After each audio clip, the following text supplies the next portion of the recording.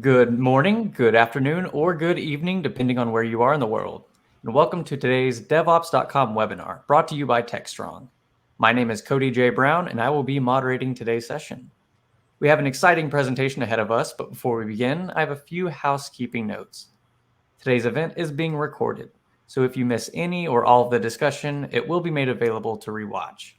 You will receive an email after the webinar concludes with a link to access the on-demand. We want to hear from you, so please feel free to send in your questions at any time throughout the program by using the Q&A tab. We also encourage discussion by using the chat tab. Let us know your thoughts or just say a quick hello. Finally, at the end of today's webinar, we will have a drawing for 4 $25 Amazon gift cards. Stick around to see if you are one of our 4 lucky winners. Our topic today is Spacecrafts Made Simple with Telegraf, InfluxDB Cloud, and Google Cloud, sponsored by Influx Data. I'm joined today by Caleb MacLachlan, Senior Spacecraft Operations Software Engineer from Loft Orbital. At this time, I will let Caleb take it away. Thanks for joining us today. Thanks, Cody. And my name, as Cody said, is Caleb, and I'm a software and spacecraft operations engineer at Loft Orbital. I've been writing software to control satellites and rockets for most of my career, and recent organizations that I've been a part of have made key use of InfluxDB to do so. So today I'll be talking about how we use InfluxDB at Loft. I'll start with an introduction about who we are as a company, and then I'll go into why we chose Influx and how we implemented it for our time series data, as well as some of the challenges we encountered and how we overcame them along the way. There should be also plenty of time for questions at the end, so I'm looking forward to that part as well. So before I go into what we are at Loft Orbital, I want to give a little bit of background on the space industry. Traditionally, when you're building a satellite, and you might hear me use the word spacecraft, by the way, it just means the same thing. It's an incredibly expensive proposition. First, you need to design the bus, and the bus is the part of the satellite that ensures that it can survive in space with solar panels and radios and stuff like that. Then you need to secure a launch, which costs millions of dollars, and you usually need to book it years out. And then once you get into space, the fun's just beginning. You need to support your spacecraft 24 hours a day. You need experts in attitude control, remote ground stations, orbital dynamics, thermodynamics, and the list goes on. This has meant that access to space is reserved for large, well-funded companies and national governments. However, we're starting to see a massive change in the industry.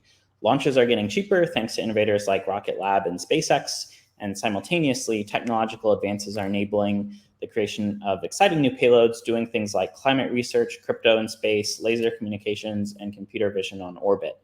The same miniaturization that has enabled us to have cell phones that are more powerful than desktop computers of 10 years ago is also starting to make its way to orbit, and we are starting to see really powerful small satellites or small payloads that can do really powerful things. So what we do as a company is take all that complexity out of the equation and provide space as a service for our customers. A startup or a multinational corporation, or a government for that matter, can put all their resources and energy into making what they really care about, which is their payload and their mission, and we handle all the rest of the hard space stuff. And the way that we do that is that we take payloads from several different customers and mix and match them based on their needs into this thing we call the Payload Hub.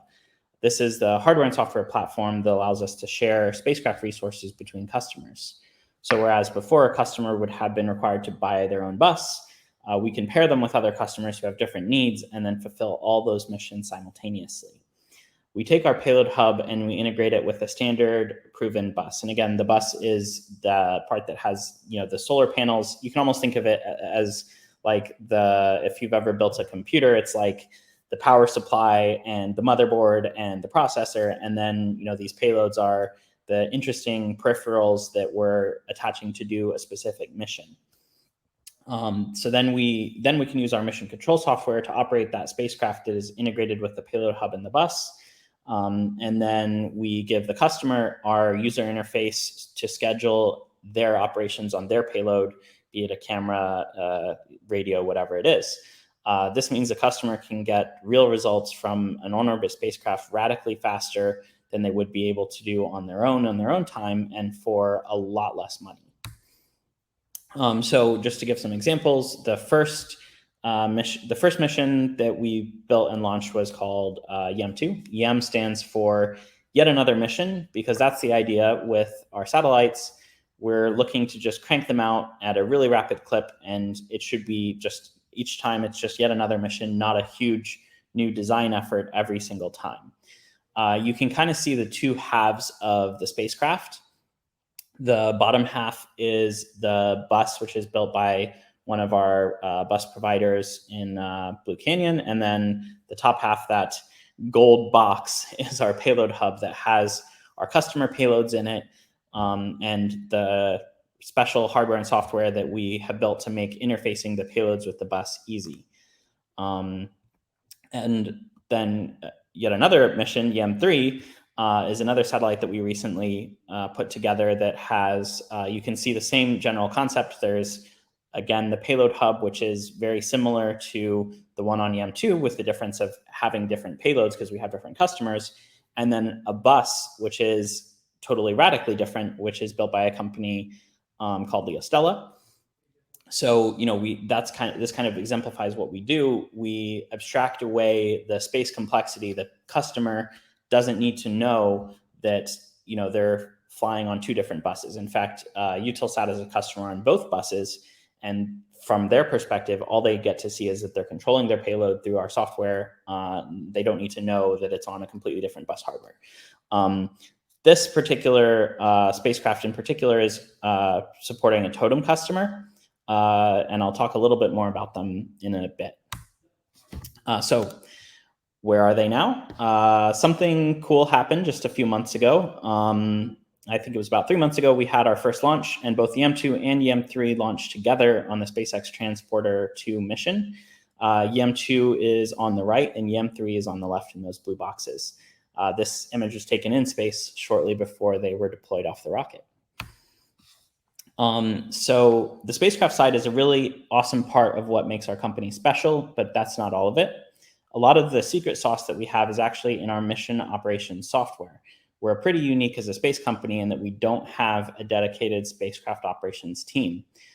That's because we rely extensively, very heavily on automation, and we have this approach that we call Sat DevOps, which is to try to take the kind of DevOps concept that's been in the software world and apply that to spacecraft operations.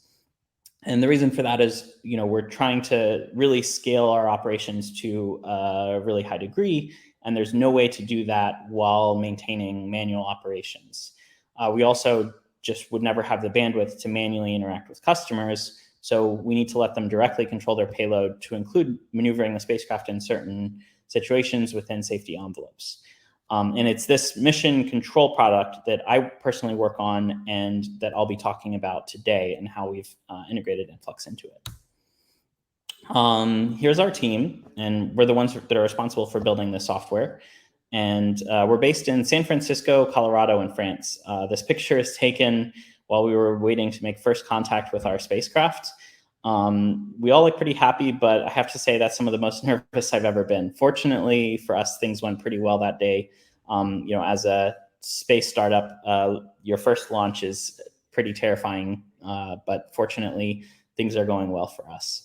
I think one thing we're really proud of is I don't think a company has ever launched a custom satellite of our class with lower funding than we've raised.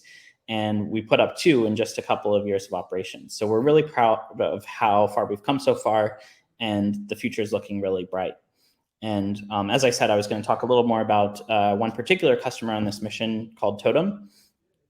They're a super cool company they're a very small startup based in San Diego who are doing Internet of Things communications. And so they're not a very large team now that has almost no space background, but they were able to put a payload on the YEM3 mission, and they just recently announced that they've done a world first, which is to communicate with some little IoT terminals that are indoors direct to satellites. So if you've got a server or I guess I don't know why you'd have a server that has no internet connection, but if you've got some piece of hardware that has no internet connection and you want it to be able to report back on some metrics, you can now do that using their system indoors, direct to satellite, which is a super cool thing. And I think, their company without Loft, without what we do, they would have had to design and build their own spacecraft, launch it, have their own operations team, and it just would have been not possible on the funding that they have. But I think it's just a really cool use case of what we do and what we want to enable with our customers. So I think that's enough about our company. Now I want to talk about Influx and why we chose to use it. And I'll start by talking about our needs and what the problems we were hoping to solve are. So the core technical challenge that we're trying to solve is a need for handling time series data when flying our spacecraft. You can kind of think of our satellites as fancy flying servers. So the need isn't really that different from what data center operators would need, except that each satellite is worth many millions or tens of millions of dollars, or in the case of some providers doing things the legacy way, billions of dollars. And they're flying 8 times faster than the speed of a bullet. And there's also obviously no way to fix things if they go wrong. We can't exactly send someone up to mess with the satellite. So because of all of that, our spacecraft are just bristling with sensors and streaming down huge amounts of telemetry at a very high rate. And telemetry is just the data that we collect about what the spacecraft are doing and their health, stuff like temperatures, voltages, counts, etc. So we need to be able to handle on the order of several hundred million telemetry measurements per day within the next few years to cover our expected fleet growth. And in addition, we need to be able to visualize this data in near real time in order to safely fly them and make critical decisions. We also need to make sure that the data that we have is easily accessible to engineers and customers who are not software engineers. Another piece is we need to be able to zoom out and look at months worth of data at once. An example of why would be, maybe I'm seeing a temperature sensor is getting hotter than we've ever seen it before. So I would need to be able to zoom out and see, hey, is this just a seasonal effect? Maybe, in fact, the northern hemisphere winter is actually warmer in space than the summer is because we're closer to the sun.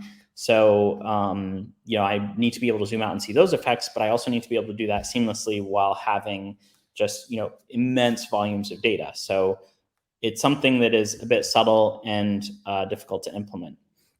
Another piece for us as well is limit checking, alerting, anomaly detection. Obviously, for any monitoring of a software system or hardware system, that's going to be really important, especially when it's such a high value one. So a robust system for that is extremely important to us. Another big need that we have for our spacecraft and for our control system is data sharing. Because we have payloads from several companies on board, we need to be able to segregate the telemetry generated by each payload and make that data easily available to our customers. In some cases, also in real time. We also need to make sure that our bus providers have easy access as well, so they can help us troubleshoot if something goes wrong. And the last piece that was a really big need for us is our performance monitoring. The satellites that we fly are in what's called low Earth orbit. That means they circle the Earth roughly every 90 minutes, moving at over 7 kilometers a second. We have antennas in Norway and Antarctica that can communicate with them, but we normally only get 10 minutes out of every 90 minutes to actually communicate with them.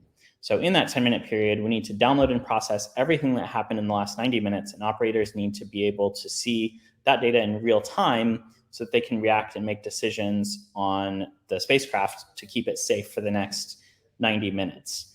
So it's a pretty high pressure environment. And our stack is built on Django and Python, which are not the most performant out of the box.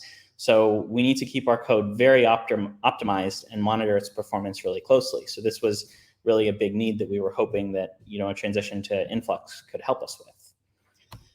So before I get into why we chose Influx, I want to just give a quick quickly point out what we were using before for handling our time series data. And we've been using and continue to use Django, which we use its ORM to exercise PostgreSQL, which is a great relational database solution. But we didn't really spend time optimizing Postgres for time series, so we probably could have made it a little better, but as it was still pretty ill-fitted to handling the kind of volumes of time series data that I was talking about. One thing that I do really like about our system is our API layer. We want an API that's a joy for customers to use, and so we chose to go with GraphQL rather than REST. It effectively lets any authorized user safely explore the Django ORM object model, building queries that match a use case rather than stringing together several REST calls. I'll have an example of what that looks like later. However, using that as our primary way of accessing time series data just wasn't working well because the API layer was just too heavy to pull that out of Django in a performant way. So why did we choose Influx? When the time came to move away from the initial prototype to an optimized time series database, we looked at a few different options, but Influx stuck out really quickly to us, and for a few reasons. One of them is just familiarity. I've personally used Influx for a few years at past jobs, so it's something that I personally am aware of and really know how to use. And one of my colleagues on my team also had used it for personal projects and knew how to use it, so it stood out from that perspective to us. And then another reason is just the really large user base and helpful community. The existence of talks like this one where you can learn about ways to use it and pitfalls, etc. I personally am pretty active on the community Slack, which I found to be a tremendous resource for asking questions and just being able to discuss use of InfluxDB. And then another reason was it may seem simple, but the Grafana query builder, Grafana integrates really well with Influx. And as you can see, there's this beautiful autocomplete style interface for being able to build graphs. There's thousands of telemetry channels on board the satellite, and I don't know them all by heart. So just writing out a query from memory or like having to cross-reference a few places to build a query is not the most ideal way to do things. But with the Grafana query builder, it's really easy for anyone who doesn't know a word of SQL to be able to drill down and explore the telemetry from the spacecraft and do so in a really powerful way. Another reason that I really love Influx is, at least on InfluxDB 1.8x, there's subscriptions, which is basically anytime a piece of data is written to the database, you can subscribe to the database and ask for effectively a message to be sent using another service that is produced by Influx Data called Capacitor. And Capacitor can then do transformations on that data or stream it into a different Influx, those kind of things. It's a really powerful feature and one that I knew would be pretty useful for us. And then lastly, there's just a really low barrier of entry to using Influx. It was within just basically a day of getting started that I had a prototype up and attached to a Grafana so that we could show what it's like to send data into Influx and then access it. So yeah. So now that I've covered why we chose Influx, I want to spend some time talking about how we implemented it and some of the challenges we faced along the way. Before I got started with that, I want to show this diagram, which is a really simplified view of what our architecture was before we moved to Influx. One of the obvious things about this is we're using local servers. So this is, by the way, all before we launched our first spacecraft. So we knew that we'd have to make a change before we actually went on orbit. But while we were testing these spacecraft and had them on the ground still, we knew that we had to not run in the cloud. And the reason for that is you don't always have a reliable connection to the cloud when you're testing your spacecraft on the ground. Some examples of that are when you're doing RF testing in an anechoic chamber to prove that that you can that your antennas are working the way that you expect, you don't necessarily have a great Wi-Fi connection to your spacecraft or to the server that's talking to your spacecraft. And then another example would be, at the launch site at Cape Canaveral when we were there, we had a really crappy connection. So trying to control the spacecraft via the cloud just wouldn't have worked. So we had to have these local deployments of our cockpit mission control stack. That spacecraft control service is obviously incredibly complex, but I just have one block for it there. And then we were pushing the Timeseries data that we got out of the spacecraft into a Postgres database. And then we were already using Grafana at the time to query that Postgres database. And it was just like painfully slow. So, and just to touch on some of the issues that we had with that initial configuration, it just didn't really fulfill the performance requirements that we needed for spacecraft ops. If we wanted to query, even a short duration query was pretty slow, but when we're trying to operate a spacecraft, we need to be able to refresh all of our telemetry channels at least every second. So that just wasn't possible with our via Postgres and our API implementation. And then we also were finding that we had a real bottleneck writing the volume of telemetry data that we needed to the database. We couldn't get a whole, a 10-minute pass that's covering 90 minutes or 180 minutes of data. We couldn't get that written to the database in time for the pass to be over. So, that just wasn't working. And then we just, based on how fast our Postgres tables were growing, we were seeing performance degrade on the order of days. And obviously we don't want to have to clear our database every few days. So, that wasn't going to work for an on-orbit situation. And then, as I said, we need to be able to filter out data to different customers and safely segregate what they can see. We didn't have a solution for that. And we just also knew that the solution we had wouldn't scale to 5, 10, 100 satellites, which is what we know we have to do. So what we came up with as an initial design to solve these problems is what you see here, which is that we would have our satellites go through, once they're on orbit, they'll go through a remote antenna, which we have, I think, as I said, they're in Svalbard, Norway, and Troll, Antarctica are two of the ones we use today, though we do have others scattered around the world. Those would send the data from the satellites to our spacecraft control service, which would be hosted in, I think GCP is where we currently host it, but we have the ability to host it in other cloud providers as well, just because we're running the whole thing on Kubernetes and it's pretty portable. And then that would publish data directly to an all data bucket in an InfluxDB Cloud 2.0 instance. And that all data bucket would power our operator displays and let us just see everything we need to know about our spacecraft. And then we would also include some filter logic in the cloud to push data to our individual customer buckets and supplier buckets, and then create a unique Grafana instance per customer or supplier so that they could have full access to the data that they need to be able to see, with no real barriers. They just only get the data that's relevant to them due to the filtering logic. And just to give a little background on why this looks the way it does, in InfluxDB 2.0, what used to be called the tick stack and was separate in Telegraf, Influx, chronograph, and capacitor is all bundled into one product or one binary that should handle all of those tasks. So, this was our design.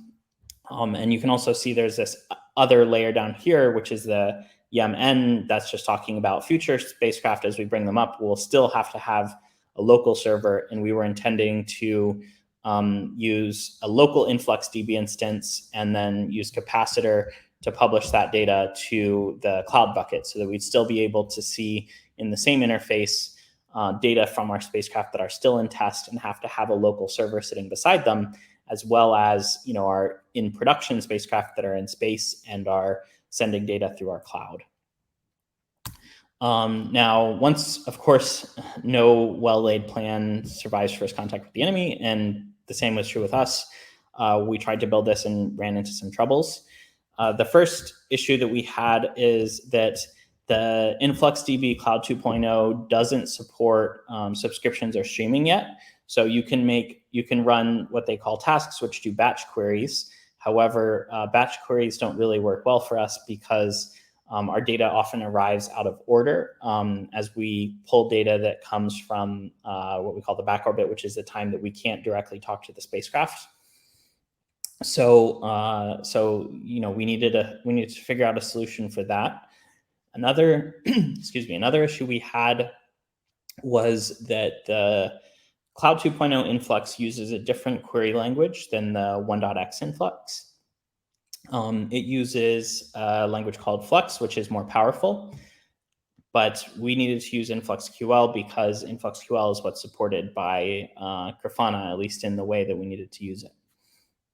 And so fortunately, there's this compatibility layer that lets you query a Cloud 2.0 instance with InfluxQL.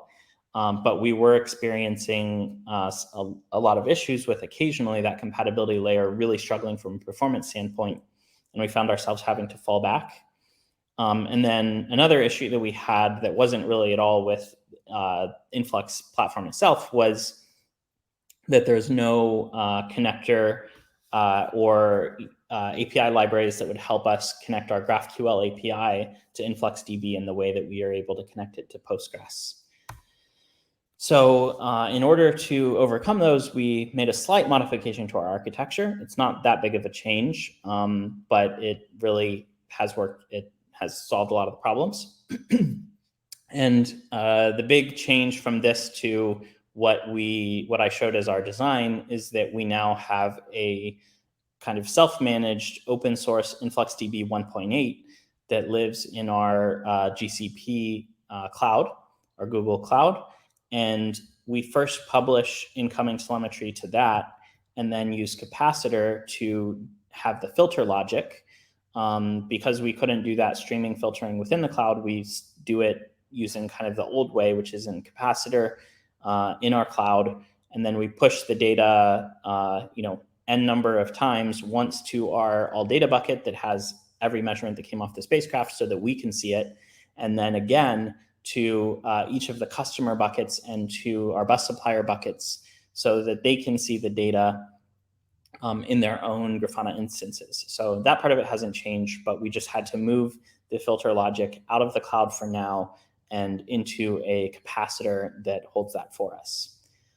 So far I've been talking almost exclusively about the spacecraft control side of what we wanted to use Influx for, but the other part of it that I mentioned earlier was software performance monitoring, because we were having trouble understanding the performance of our Django and Python stack. So our goals with this was one of the biggest goals was just to capture how long each step of our process, our flow of processing telemetry took every single time. And every time there is important because previously we'd been collecting aggregated statistics like how long on average does it take for us to process a telemetry item? But then when you run into things like, okay, normally it takes 2 milliseconds, but occasionally it takes 500 milliseconds, those kind of spikes are extremely impactful when you're processing millions of these at every pass. And so then you have to include standard deviation, min, max, et cetera, and that gets really confusing and hard to understand. So we wanted something that we could just capture every single time this function call executes or this piece of a function executes. We want that to be measured. But we didn't want something that we could only run in development because it's really hard to have a representative development environment for a space system. There's just too many variables. And we're going out to remote ground sites that are in the polar regions of the Earth. It's just not practical to get a full twin of our production. So we wanted something that we could run in production and really get the real deal in terms of how we were performing. We also wanted to make it pretty low overhead to implement and be able to handle on the order of thousands of operations per second. So what we designed for this was just a simple Python object that would collect metrics with context managers to be able to easily wrap around certain pieces of our code. And then also a method to be able to publish discrete metrics rather than timing-based metrics like the length of a processing queue, for example. And then kind of to get around some of the potential performance implications, we control when the code is able to, when our software is able to write to influx, so that that only happens at non-critical junctures. If we're in the middle of some time-critical processing, then we won't be making any queries to influx because we absolutely cannot afford the round trip to influx slowing things down. So we only perform those queries in bulk, those writes to database in bulk rather, and only at safe junctures. And then we made it really easy to just disable all of our performance monitoring with an NVAR. But fortunately, so far, we haven't had to. It's been performant enough in production that we can just leave it enabled, and we have a really good view of how we've been doing. All right, so I've talked about what we implemented and kind of how we overcame some of the challenges. Now we get to the fun part where I get to show some of the results of what we were able to do with all of this. So I absolutely love data visualization and making dashboards. So I'm going to show some of those off. This is an example of a dashboard that we use all the time as operators. Every time the spacecraft comes into contact, if we're monitoring a spacecraft pass manually, this is the first thing we're probably going to look at. We've got a lot of at-a-glance spacecraft health status stuff visible to us here. Just some quick things to point out. We've got a database dropdown at the top left corner. This is a really powerful feature of Grafana that if the M3FM database is that all data bucket in the InfluxDB Cloud 2.0. So that's our default where we normally get our data from, and it works great almost all the time. If we ever have an issue with our capacitor, with our replication, or some stability with the compatibility layer of InfluxQL, then we just change the dropdown and change our data source to our local, what we call our cache database, which is our local 1.8x database, and bam, we've switched over and we're seeing our spacecraft data there.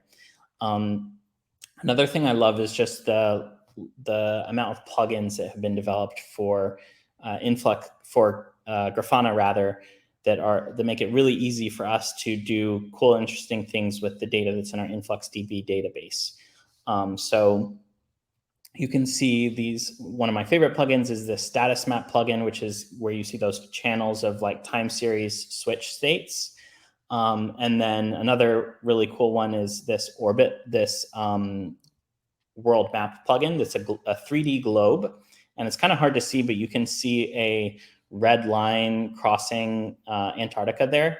And if this was live, I'd be able to like turn the globe around and show that that line is off the surface of the Earth. That is actually the real-time position information as reported by the spacecraft from its GPS that is being streamed into our Influx instance and then queried back so that we can see exactly where the spacecraft is at any point in time, which is pretty neat. Another dashboard here, this is for our attitude control system. Attitude control is changing how the spacecraft's pointing. For example, if we're doing a ground station contact, then it needs to point the antennas towards us, or if one of the cameras on board wants to take a picture, it would have to point the camera at whatever we're going to take a picture at. But one of the things that I think is extremely cool, and in my previous jobs as working on spacecraft, I've never had this before, is the kind of 3D vector model that you see in the top left there. That block is just a very simple model of our spacecraft, which kind of looks like a box. And the cool part is those colored vectors. The 3 of them are just showing which direction is X, Y, and Z on the spacecraft body. But the 2 others there are sun and nadir. Nadir means the direction of the Earth, the direction from the spacecraft to the Earth. And then the yellow one is the sun vector. So I can see, as an operator at a glance, I can see 2 really critical things from this. One is that the nadir vector is directly aligned with the plus X. I happen to know that all of our antennas are on the plus X axis. So that means that I should be able to talk to my spacecraft and send it commands. And then I also know that one of our solar panels is on the plus Y axis. So the fact that the sun is mostly hitting the plus Y means that I should be generating some power. So those are the kind of things, those are the kind of power that we get from this. And again, that's real time. I can see that as an operator. I know exactly how my spacecraft is oriented and what it's doing, and I can watch that change over time. That's the kind of powerful stuff that we get from how we've been able to set up our InfluxDB and have it work with our control system. Another point that I mentioned is really important is alerting. And there's actually a lot of ways to do alerting with InfluxDB. Their Cloud 2.0 product does have the ability to build tasks for alerting that are really powerful. However, we decided to go with the Grafana alerting because, as I said, Grafana integrates really well with InfluxDB, and Grafana is something that's part of our key ops flow. And it has great visualizations to be able to easily see where you are relative to your alerts. And the flexibility in alert design is fantastic because you can leverage all of the cool things that Influx can do, including like statistical projections, in addition to making really complex queries that and multiple queries that are hitting even different data sources to make an alert. And then we also like that we have the ability to use either our fallback, as I said, what we call our cache, which is that 1.8x open source Influx, or the Cloud 2.0 Influx data. Another thing I mentioned as a challenge earlier is that we didn't have an easy way to plug InfluxDB into our GraphQL API. And so to overcome that, we developed an adapter for Graphene, and Graphene is the tech that sits on top of our Postgres database and makes it available for our GraphQL API. So we developed a Graphene adapter to integrate Influx into our existing API. And so it's a little hard to see here probably, but this is using GraphIQL, which is a tool that's really easy to integrate into any GraphQL API. And so I defined a query on the left, and then on the right, you can see the results. It's the second query here for parameters. And basically I said, I want to see all parameters that have this particular path. And then I want to get the most recent measurement and specifically the timestamp and value for each of those. And then what I get back is actually a result that is that has some data that's coming from our Postgres database, because the spacecraft model and knowing the data about the spacecraft is not time series. So we don't store that in InfluxDB, but the actual measurements that we're getting from the spacecraft is time series data that we do store in InfluxDB. So the response to this query through our GraphQL API actually is aggregating data from, in this single query, is aggregating data from both our Postgres database and our Influx database seamlessly. And it also supports Relay, which is the GraphQL spec for handling lists. So it supports pagination. I can go through, if I asked for the last 5,000 measurements, I could go through those 100 at a time. But of course, the cool thing about this is that the performance of this query before and after moving to InfluxDB is radically different. I saw more than 10x speed improvement for running the same query on Influx than I did on our Postgres database, which is exactly the result that we were hoping for and extremely important for being able to scale. And we also have no real concerns about scaling to however many satellites we need with this Influx solution. So circling back again to performance monitoring, I wanted to show a bit of what that looks like in action. So as I said, we just have this design of this simple Influx Stats Publisher object, which has context managers for handling timing of specific operations, and then only publishes at a safe juncture. So all that I have to do to put that together is instantiate it and give it a name so that it knows what to call itself when it goes to Influx, a measurement name, and then each of these kind of line items are going to be the fields that go into Influx as well. So then I measure some operations, and then I have wherever is a safe point in my code to do some publishing. I have this publish if ready, which means that if that stats publisher has aggregated enough measurements to be worth publishing. We don't do it for every single one. We might do it only when we've got 1,000 queued up and ready to go. Then we publish it to Influx. So we really don't impose a big hit into our production system in terms of how long it takes to do things, but we do get every single operation for these two function calls is going to be measured. So in this example, I'm measuring two items, the write telemetry item to Postgres and the push telemetry item. So this is an example of what a performance monitoring dashboard would look like. So I've got some really nice information for me to see as a developer here, which is I really like that handle telemetry packet breakdown. So I can actually see that one of those functions that I showed, the write telemetry item to PostgreSQL, is taking the majority of the time. And where this gets really powerful is that as we make changes and push those changes to production, I can easily look back at long periods of data or the last day or the last month and see how the changes that we're making are impacting our performance and the performance of our system in general. And I can see, hopefully see those numbers as far as how long things are taking continue to drop further and further as we go. So that has worked extremely well for us and has been really powerful in debugging issues with our code, and also just gradually increasing the performance more and more the way that we need to in order to be able to scale. So that's what we built. I just want to quickly go over some of the challenges that we faced, and which I've kind of touched on, but I'll go over the challenges that we faced and then talk about what's next for us with our InfluxDB implementation and journey. So as I said, no subscriptions in Cloud 2.0 was a problem for us, and our workaround was to use that 1.8x instance locally and use Capacitor to publish to more than one bucket in the cloud for our different customers and suppliers. And then another issue was the InfluxQL stability. And by the way, I know that they're working hard on fixing this, and I expect it might not even be a problem anymore. And we haven't had to fall back to our 1x in a very long time. But we do have that available to us because we have very critical operations and can't tolerate much downtime at all.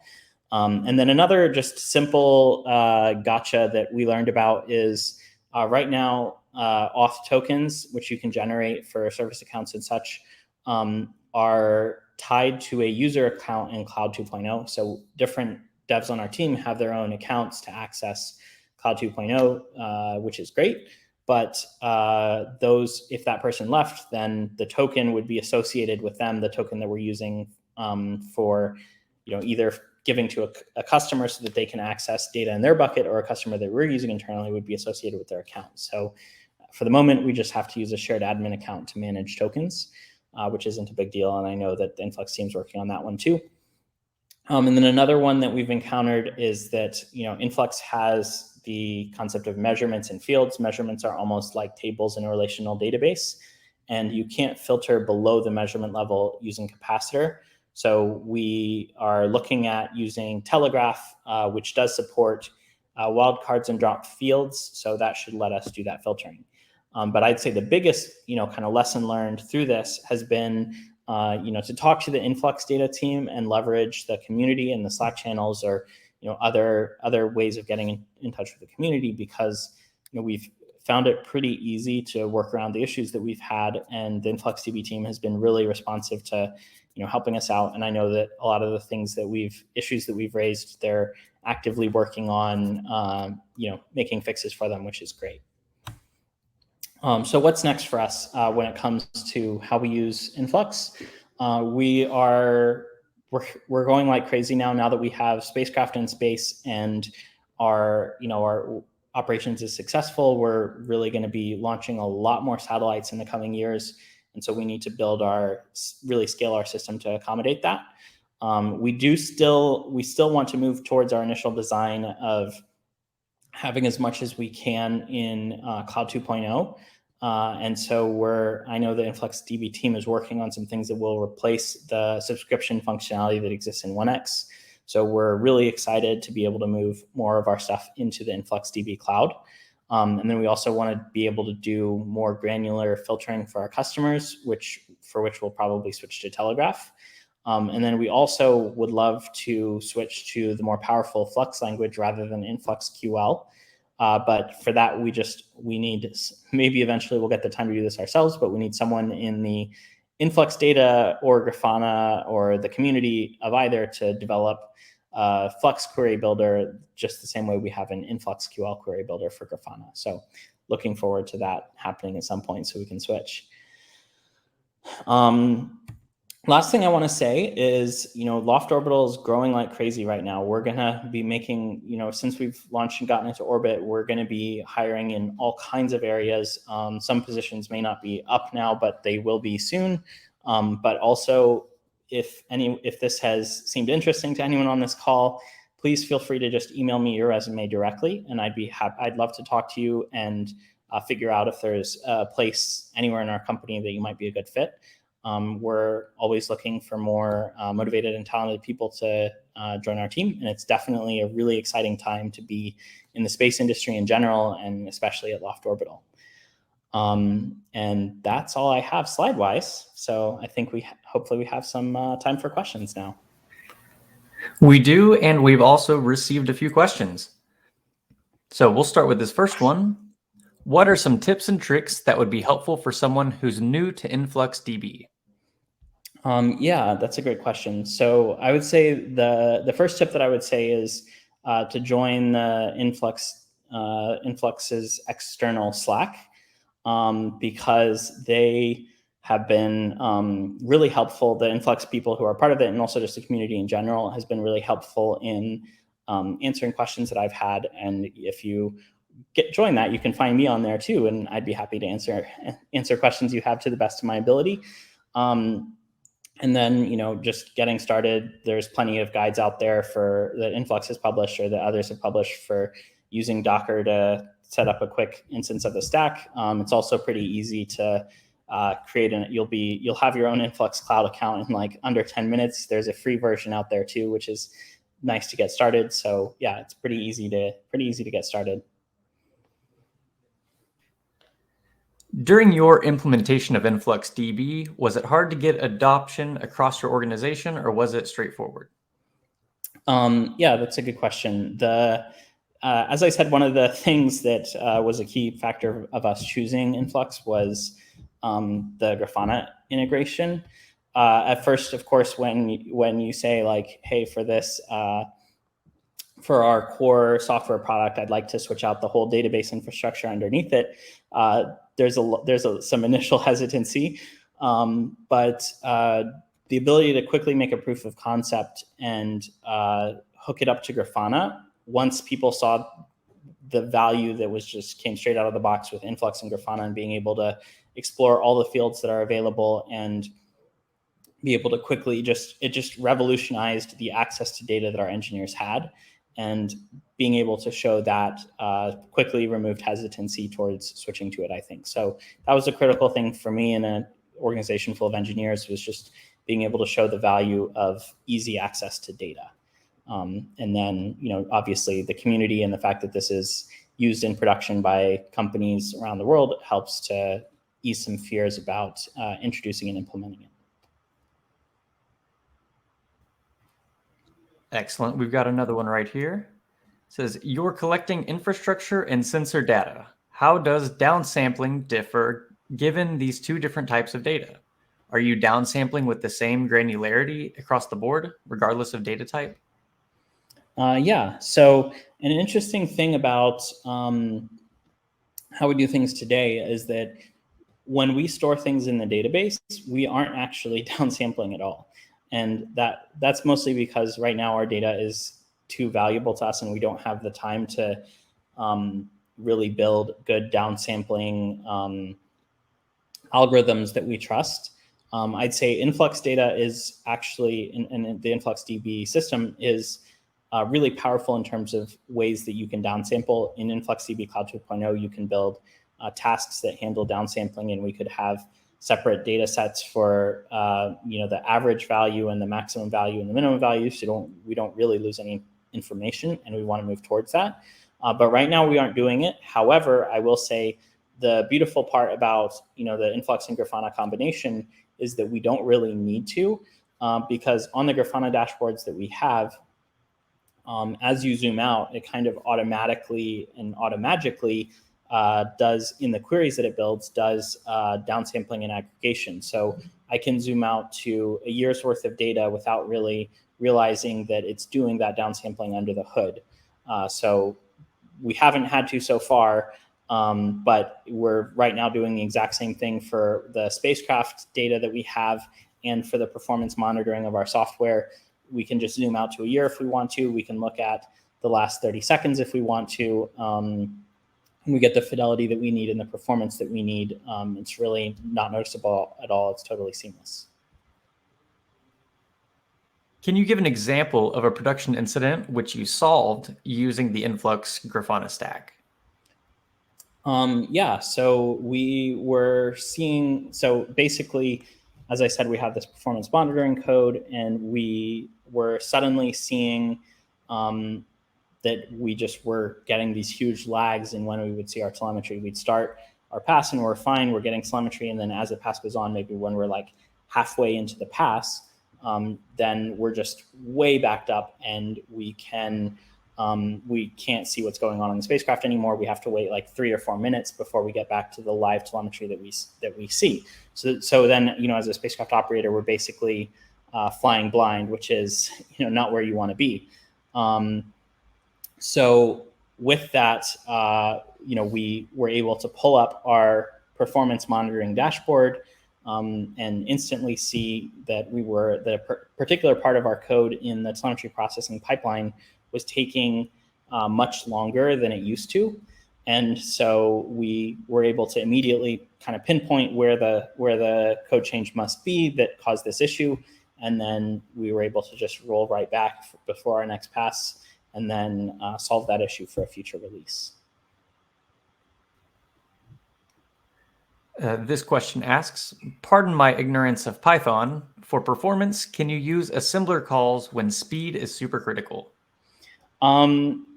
You can, so I don't know if you can use literally assembler calls. We haven't, so let me say that we haven't gotten to the point where we need to implement we don't need to get super optimized. We can go to Cython would probably be the next step, which is to use kind of C to super optimize certain functions that we use a lot. That would be the next step for us. But in reality, I think we've developed our stuff on a microservice architecture.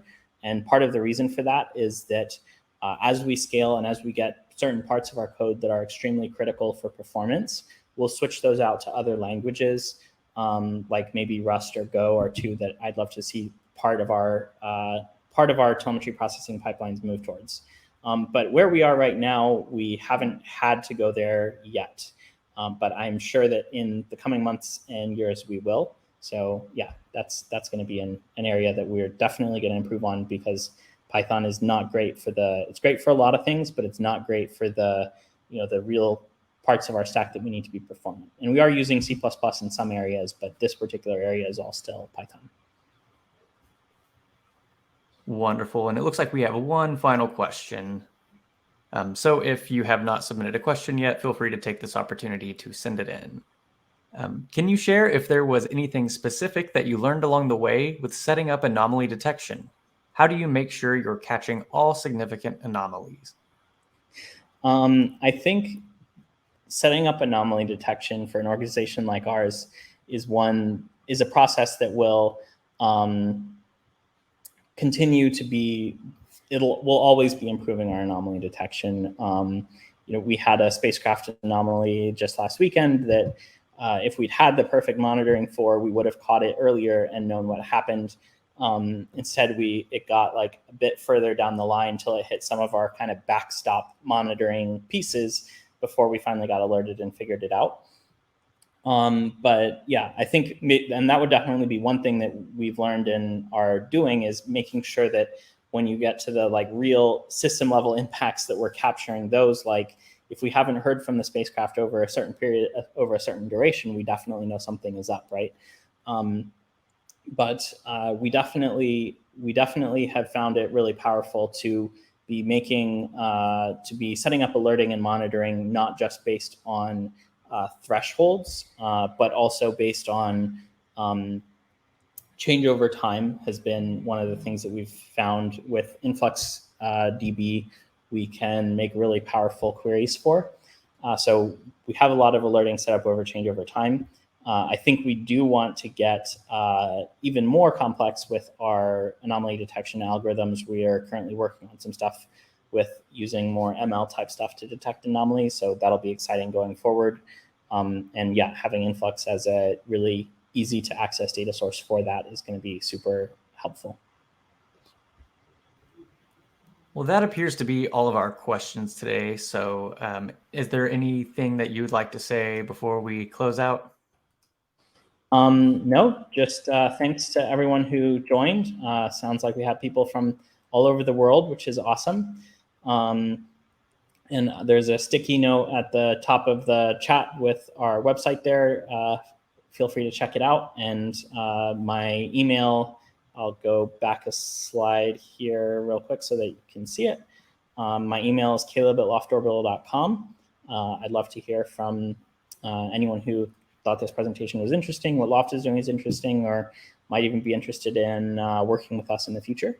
So yeah, I just want to say thank you for having me on, Cody, and thanks to everyone who took some time out of their day to attend the talk. Outstanding. Well, just a quick reminder for everyone that today's session was recorded. So if you miss any or all of the presentation, or you would just like to rewatch, it will be made available. Following this webinar, you will receive an email with a link to access the recording on demand. You can also find the recording on the DevOps website. Just visit devops.com/webinars. Look in the on-demand section and it will be waiting for you. At this point in time, we need to announce our 4 winners of the $25 Amazon gift cards. First up, we have Lance K. Congratulations, Lance. Jason W. Congratulations, Jason. Jeannie N. Congratulations, Jeannie. And Julie H. Julie H. Congratulations, Julie. All 4 of you, please keep an eye on your inbox to claim your gift card. And if you do not receive an email, please keep an eye on your spam folder. Caleb, thank you so much for taking the time to put together this presentation. And I would also like to thank our audience for being with us today. This is Cody J. Brown signing off. Have a great day, everybody. Thanks, everyone.